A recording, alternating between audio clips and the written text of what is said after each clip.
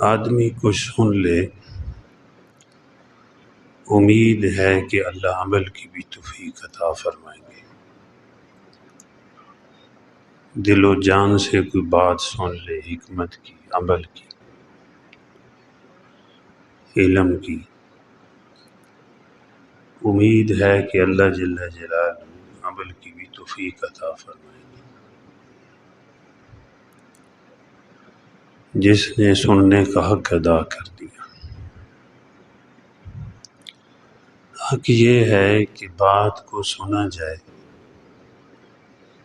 اور خاموش رہ جائے۔ یہ اللہ جل جلالہ نے واعظ و نصیحت قرآن پاک کو سننے کے آداب بتائے ہیں۔ مطلب کیا ہے کہ آدمی ہمہ تن گوش ہو کر سنے۔ ہمہ تن گوش کیا ہوتا ہے؟ کہ پورا جسم کان بن جائے،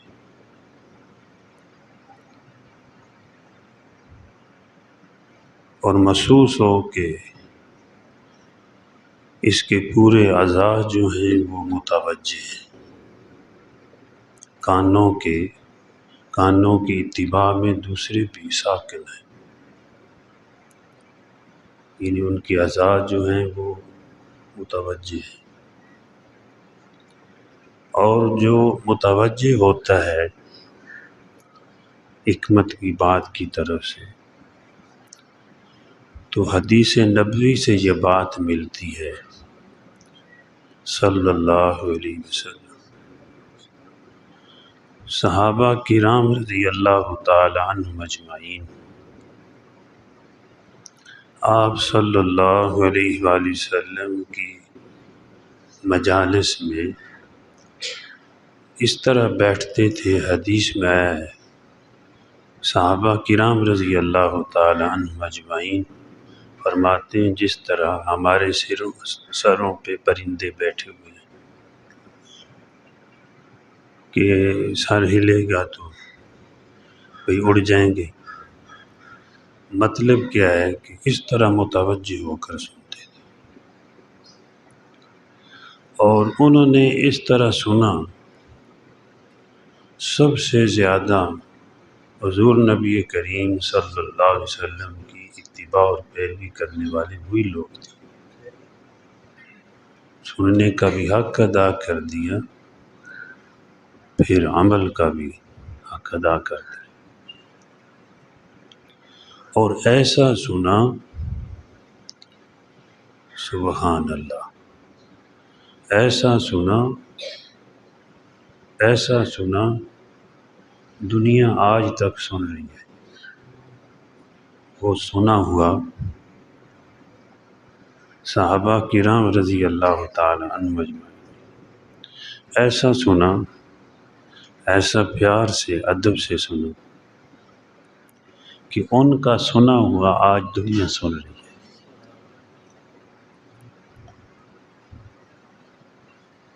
کچھ اللہ ہمیں بھی وہ عطا فرماتے، محبت وہ عطا۔ واہ سبحان اللہ۔ اب جو حدیث پڑھی جاتی ہے، سنائی جاتی ہے، تو وہ صحابہ کرام کا سنا ہوا ہے، سنی ہوئی۔ جو قرآن پاک ہم پڑھتے پڑھاتے ہیں وہ صحابہ کرام کا سنا ہوا ہے۔ ان کا سنا ہوا آج سنا بھی جا رہا ہے، پڑھا بھی جا رہا ہے، لیکن اخلاص والے لوگ تھے، اللہ کی رضا ان کا اڑنا بچھونا تھا، ہر حال میں اللہ کو راضی کرنے والے تھے۔ اس کی گواہی کسی مورخ نے نہیں دی، خود اللہ جل جلالہ نے صحابہ کرام کی اخلاص کی، ان کی عبادات کی خود گواہیاں دی ہیں۔ وہ کیسے لوگ تھے؟ اللہ پاک فرماتے ہیں محمد الرسول اللہ، محمد اللہ کے رسول ہیں صلی اللہ علیہ وسلم۔ پیچھے اللہ پاک فرماتے ہیں وَكَفَى بِاللَّهِ شَهِيدًا، اللہ پاک کافی ہیں گواہ، کوئی نہ دنیا مانے، اللہ پاک خود فرما رہے ہیں کہ میں گواہی دے رہا ہوں کہ محمد اللہ کے رسول ہیں صلی اللہ علیہ وسلم۔ تو کوئی نہیں مانے گا تو کہاں جائے گا؟ جہنم میں جائے گا، ناکام ہوگا، خار ہوگا، خوار ہوگا۔ اللہ اکبر۔ پھر ساتھ ہی فرمایا والذین معہ، جو اس میرے محبوب کی رفاقت میں معیت میں بیٹھتے ہیں، والذین معہ اشداء علی الکفار، کافروں پہ سخت ہے۔ مطلب کیا ہے؟ کفر سے انتہا کی نفرت ہے، کیونکہ کفر گندگی ہے۔ کافروں پہ سخت ہیں، کفر سے مطلب کہ انتہا کی نفرت ہے۔ اشداء علی الکفار رحماء بینہم، اور آپس میں بھائی بھائی ہیں، رحم دل ہیں۔ ایسی معاشرہ قائم ہوا، اتنے رحم دل ہوئے کہ ایک گھر میں سری آتی ہے جانور کی، بکرے کی، تو وہ سمجھتے ہیں ہمارا بھائی جو ہے وہ زیادہ ضرورت مند ہے، وہ ادھر بھیج دیتے ہیں۔ اور جب ادھر جاتی ہے دوسرے کے پاس، وہ سمجھتے ہیں ہمارا وہ جو بھائی ہے نا اس کو زیادہ ضرورت ہے، تو 7 گھروں میں سری چکر کھاتی ہوئی پھر پہلے گھر میں آ جاتی ہے۔ رحماء بینہم، ایسے آپس میں رحم دل تھے۔ ایک موقع پر مختلف حدیث میں مختلف واقعات بیان، ایک صحابی پانی لے کر جنگ کے دوران ایک زخمی کے پاس پہنچے، ساتھ ہی کسی نے آہ کی تو زخمی نے اسی حالت میں ادھر اشارہ کیا لے جا، اور ادھر جب لے کے گئے انہوں پکڑ کے گھر بھیج دیا۔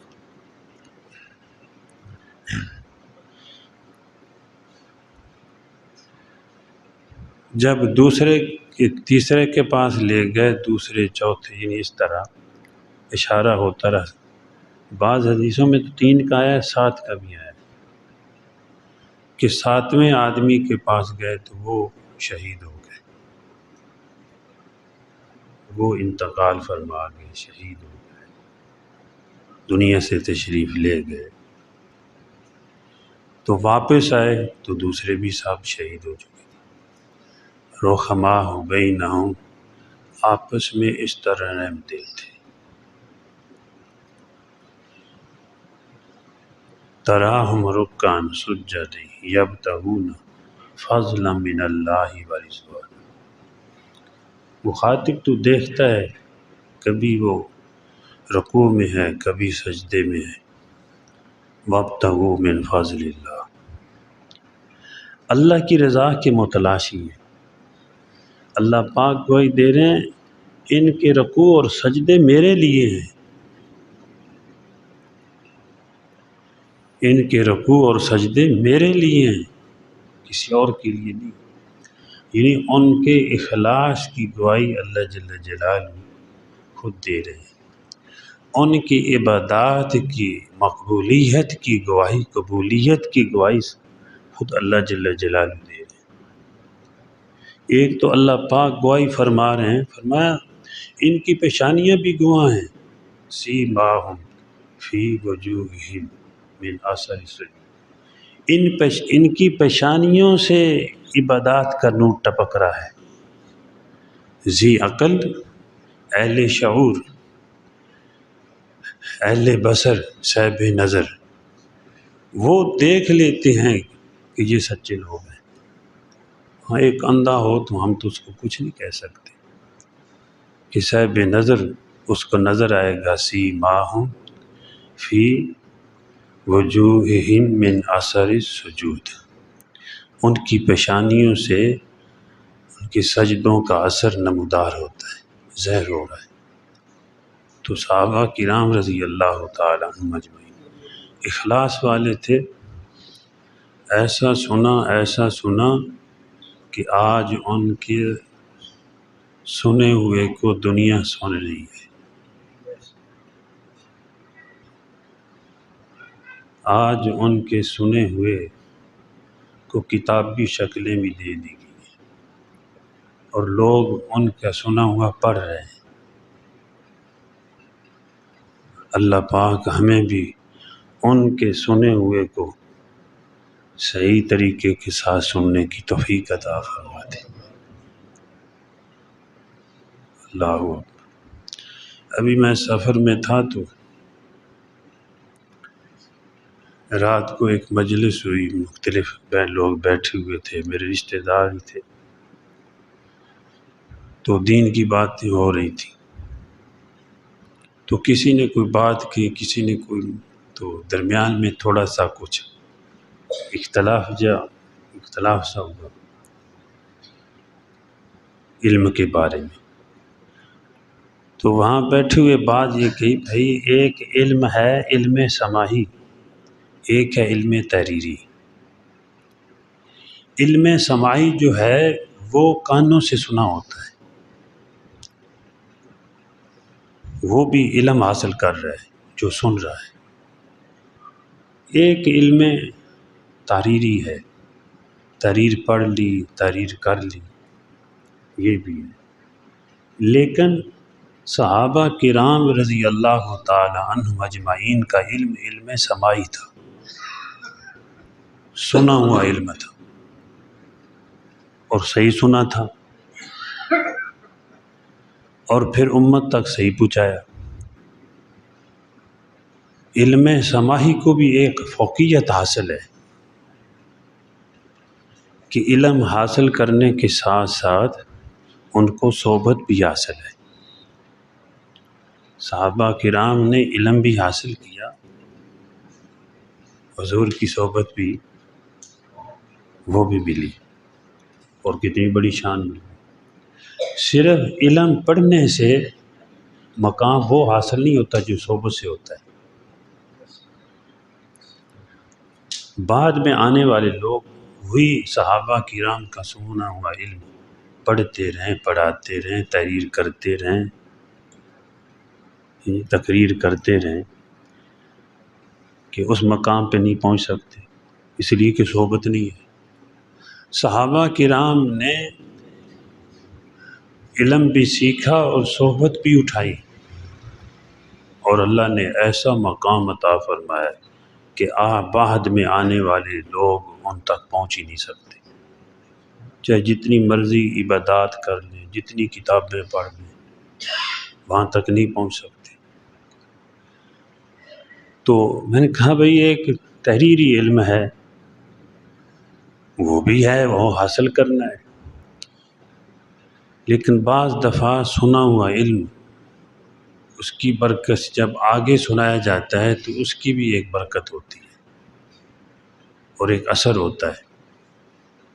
شاہ عبدالعزیز محدث دہلوی رحمۃ اللہ علیہ جب تقریر فرماتے تھے تو ایک آدمی ان پڑھ تھا، وہ آپ کی صحبت میں بیٹھتا، تقریر کو ہمہ گوش ہو کر سنتا، تو بعد میں جتنی تقریر آپ فرماتے وہ سنا دیتے، پڑھا ہوا نہیں تھا، لیکن جو تقریر سنی یاد کر لی، اور وہ پوری تقریر سنا دیتے تھے۔ تو حضرت نے لکھ کر دیا کہ میری طرف سے اجازت ہے کہ تم تقریر واعظ و نصیحت کر سکتے ہو۔ یہ نقل تھی صحابہ کرام کی۔ صحابہ کرام رضی اللہ تعالی عنہم اجمعین کا جو علم تھا وہ سنا ہوا علم تھا، سماعی علم تھا۔ بعض حدیث سے لکھنا بھی معلوم ہوتا ہے، لیکن عمومی یہ رواج نہیں تھا۔ اس کے لیے ہم کمزوروں کے لیے دلیل مل گئی۔ آپ کے زمانے میں کسی نے کچھ لکھا تو وہ ہمارے لیے دلیل بن گئی۔ بھائی لکھنا بھی جائز ہے، لکھانا بھی جائز ہے، پڑھنا بھی جائز ہے، پڑھانا بھی جائز ہے۔ اور حضرت ابو ہریرہ رضی اللہ تعالیٰ جو آپ صلی اللہ علیہ وسلم کی حدیث مبارکہ بیان فرماتے تھے، آپ سنتے نہیں حدیث؟ ان ابی ہریرہ رضی اللہ تعالیٰ، ان ابی ہریرہ رضی اللہ تعالیٰ قال قال رسول اللہ صلی اللہ علیہ وسلم۔ یعنی بار بار بہت ساری حدیثیں، ہزاروں حدیثیں ان کی روایت سے ملتی ہیں، راوی ہیں وہ حدیث مبارکہ، لیکن سب سے زیادہ انہوں نے سنا۔ اور ایک مرتبہ عرض کرنے لگے، یا رسول اللہ صلی اللہ علیہ وسلم، مجھے آپ کی حدیث مبارکہ جو آپ کے ارشادات ہیں، فرمودات ہیں، وہ مجھے یاد ہو جائیں، بھولے نہیں، آپ دعا فرما دیں۔ آپ نے فرمایا ابو ہریرہ چادر بچھاؤ۔ چادر بچھائی تو اپنے ہاتھوں سے کچھ چادر میں ڈالا، ان کے دامن میں کچھ ہاتھوں سے ڈالا، اس طرح سامنے نظر تو نہیں آ رہا تھا۔ فرمایا اس کو لپیٹ لو۔ اب اس کو لپیٹ لیا۔ حضرت ابو ہریرہ رضی اللہ تعالیٰ خود فرماتے ہیں، اس کے بعد میں آپ کی کوئی حدیث نہیں بھولتا تھا۔ روحانی دنیا کا بھی بتا دیا۔ یہ ضروری نہیں ہے کسی کو کوئی بات سمجھ نہ آئے تو وہ غلطی ہو، اب اس کی سمجھ ہو سکتا ہے تھوڑی ہو، نہ سمجھ آئی ہو، اور ہر آدمی جو ہے سمجھ بھی نہیں سکتا۔ تو یہ بات اب ہو سکتا ہے کسی کی سمجھ میں نہ آئے، لیکن مسلمانوں کی سمجھ میں آ جاتی ہے کہ بھئی یہ بظاہر تو خالی ہاتھ ہیں، حالانکہ خالی ہاتھ نہیں ہے۔ بھئی نیک مجالس میں بیٹھنے والے آپ کی حدیث مبارکہ اگر ہم نے دیکھا ہے، وہ خالی نہیں جاتے، بظاہر تو ویسے ہی ہے، آئے تھے اور واپس چلے گئے، لیکن بہت بڑی دولت لے کے جاتے ہیں۔ میں تو کہا کرتا ہوں گھر والوں کے لیے بھی لے جاتے ہیں، کہتے ہیں نا شیرینی لیتے ہیں، تو چلو محبت ہے، یہ والدین کو دیکھتا ہوں میں، وہ والدین کو دی نا شیرینی کسی نے، نکاح کے موقع پر جاؤ، تھوڑی سی کھائی دوسری جیب میں۔ بھئی کس کے لیے؟ یار بچوں کے لیے لے چلتے ہیں۔ واہ سبحان اللہ، والدین کی محبت پہ بھی قربان جائیے۔ ہوتا ہے کہ نہیں ایسا؟ یہ سیدھی سی بات ہے، میں بھی اسی میں شامل ہوں۔ ذہن میں ہوتا ہے چلو یار لے چلتے ہیں، خوش ہوں گے، بچے خوش ہوں گے، پوتے خوش ہوں گے، پوتیاں خوش ہوں گی۔ اللہ اکبر۔ تو وہ جنینی جو ہے گھر والوں کے لیے بھی لے جاتے ہیں، تو بھائی ایک روحانی شیرینی ہے، ایمان کی حلاوت، اعمال کی حلاوت اور مٹھاس اور شیرینی انہی مجالس سے تقسیم ہوتی ہے۔ یہ نیک مجالس سے ہی تقسیم ہوتی ہے، یہ ایمان کی حلاوت۔ آدمی بیٹھا ہوتا ہے، ایمان بڑھتا ہے نیک مجلس میں، اعمال کی حلاوت نصیب ہوتی ہے۔ شیرینی جس کو حلاوت کہتے ہیں، مٹھاس کو، اعمال کی حلاوت نصیب ہوتی ہے۔ تو یہ بھائی شیرینی لے کے جا رہا ہے، روحانی شرینی، اس میں جو ہے وہ گھر والوں کے لیے بھی لے جاتا ہے، یہ جہاں سے گزرتا ہے بھائی خیریں بانٹ رہا ہے۔ جو آدمی آ رہا ہے علم کو سننے کے لیے، ہمارے نبی پاک صلی اللہ علیہ وسلم نے ارشاد فرمایا کہ فرشتے اس کے راستے میں اس کے پاؤں کے نیچے پر بچھاتے ہیں۔ اب خود سوچیں، جہاں فرشتوں کے پر لگیں گے وہ راستے بھائی مبارک بنیں گے کہ نہیں؟ مبارک ہیں کہ نہیں؟ آسمان والے آ گئے جن کے راستوں میں پر بچھا دی، اب یہ پروں پہ چل کے آ رہے ہیں، یہ پروں پہ جا کر چل کے جا رہے ہیں، بتاؤ کیوں نہیں برکتیں آئیں گی؟ اور جتنی دنیا میں نیکیاں نظر آتی ہیں یہ کسی نہ کسی نیک صحبت کا نتیجہ ہے، کہیں نہ کہیں سیکھا ہے۔ اگر دیکھو کہیں کسی نے جو ہے وہ چارہ ڈالنے لگا ہے تو اس نے کہا بسم اللہ، دودھ نکالنے لگا ہے بسم اللہ، اس نے پڑھا ہے لیکن کسی نے پڑھایا بھی ہے اس کو، یہ نتیجہ جو ہے کسی نیک صحبت کا ہے، اور 14 صدیوں سے دین اس طرح منتقل ہوتا آ رہا ہے۔ ابھی وہ شیخ خالد صاحب آئے ہوئے تھے دامت برکات، اس طرح کی بات ہوئی تو بڑے خوش ہوئے، وہ عمان کے تھے، جماعت کے ساتھ بڑے خوش ہوئے، وہ باتیں، وہ فجر کے بعد بھی مجلس، عشاء کے بعد بھی مجلس، وہ جس طرح وہ یہاں پہ بیان ہوا اس کے بعد جو اس طرح بیٹھے، بس وہ زور کی نماز کا جو ہے نماز کی اذان ہوگی، بیٹھے ہوئے بس باتیں ہو رہی ہیں، علمی باتوں میں بھی ایک لطف ہوتا ہے، ہمیں بھی آتا تھا۔ تو بہرحال میرے بھائیو دوستو بزرگوں، یہ شروع میں جو بات میں نے کہی ہے کہ یہ حکمت کی باتیں آدمی سن لے کانوں سے ہم تنگوش ہو کر، امید ہے اللہ عمل کی بھی توفیق عطا فرمائیں گے۔ ابھی میرے جو ہے شاگرد عقیدت مند مقتدی جو بھی وہ مجھ سے پوچھ رہے تھے سفر کیسا ہوا ہے، سفر کیسا ہوا ہے؟ میں نے کہا بھئی الحمدللہ خیریت سے ہوا ہے، لیکن خیریت سے سفر وہ ہے جس میں نمازیں قضا نہ ہوں، نماز وقت پہ پڑھی گئی، اعمال ہو گیا، دین کی بات ہو گئی، تو یہ سفر خیریت سے ہوا ہے۔ اور ساتھ گناہ بھی ہو جاتے، حدیث میں آتا ہے گرد و غبار پڑ جاتی ہے، راستے میں آدمی چلے نا کچھ نہ کچھ تو سب اس میں استغفار ہے، تو استغفار کی بھی توفیق مل جائے تو سمجھو یہ بھی اس سفر کا عمل ہے، استغفار کی بھی، واپسی پر استغفار ہی کرنی چاہیے، اس پر یہ کر لے تو الحمدللہ یہ بھی ایک عمل ہے کہ اس طرح راستے کے اندر، یعنی کہ اگر کوئی آدمی گناہ کر کے آیا، سفر پہ گیا، بد نظری کی اور دھوکہ بازی کی، کہیں جھوٹ بولا، بھائی سفر خیریت سے ہو گیا جی، خیریت سے ہو گیا، نہیں بھائی خیریت سے نہیں ہوا، روحانی طور پہ اللہ سب کی حفاظت کرے، جسم و روح کو سب کی حفاظت فرمائے، اللہ سب جو سفر پہ جائیں، ہم تو دعا کرتے ہیں یا اللہ جتنے سفر پہ ہیں سب کی اللہ حفاظت فرما، خیر و عافیت کے ساتھ اپنے گھروں تک پہنچے، لیکن یہ ہے کہ بھائی سفر کے دوران یہ گناہ کرتے رہے تو یہ خیر والے نہیں ہیں عمل، پر اس پر بھی استغفار کر لینی چاہیے اگر کسی سے غلطی ہو جائے۔